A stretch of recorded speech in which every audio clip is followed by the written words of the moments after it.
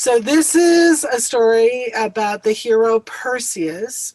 He was the son of a king, and this is his constellation up in the sky. Again, remember that there aren't really lines between all the stars, but it does help us to kind of visualize them.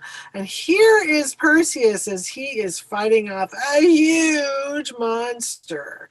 And that's what this story is about. And he is fighting off this huge monster to protect the princess Andromeda. And here she is in the sky. You'll notice she has chains on her hands. This is what this is a nice bright outline of what she looks like in the sky. And then here are some of the other constellations. They're all close together because they're all part of the same story. So there's Perseus, there's Andromeda, and there is Pegasus, the winged horse. There we go. So so that is where our story starts. So I'm going to stop sharing for a second, and I'll let Monisha get set up. We are all set up. There we go. Yeah. So oops. Yeah, you can. Upon a time, in ancient times, there was a courageous hero named Perseus who fought a terrible monster called the Medusa. Medusa had snakes for its hair and was so horrible to look at, it would turn to stone anyone who tried to fight it. Perseus wanted to stop the Medusa from killing anyone else, but he knew he had to figure out a way to fight the Medusa without looking directly at it, or he would be turned to stone like all the others. Luckily, Perseus was not just courageous and brave, Perseus was smart. He had a magical shield that was polished so smooth on the inside it was like a mirror, so he could look at Medusa's reflection and fight it that way.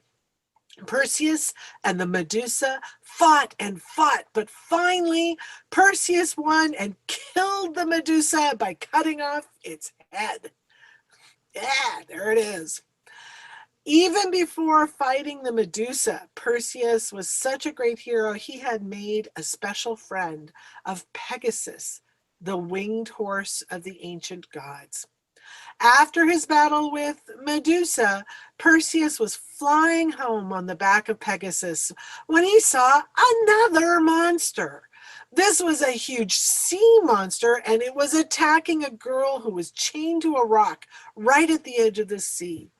The girl was dressed just like the Princess Andromeda, who Perseus had met before. As he watched her, he could see that no matter what she did, Andromeda could not get away from the sea monster. Because Perseus was both brave and smart, he was sure he could help her. He told Pegasus to swoop down low and fly as close as he could to the sea monster.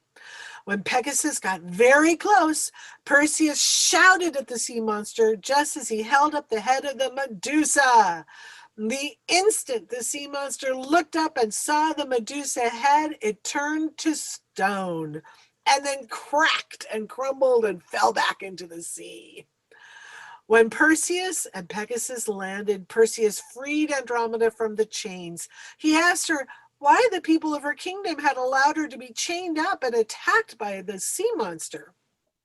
Andromeda told him that she had agreed to do it because her parents, King Cepheus and Queen Cassiopeia, had foolishly bragged that she was more beautiful than the daughters of Poseidon, the god of the sea.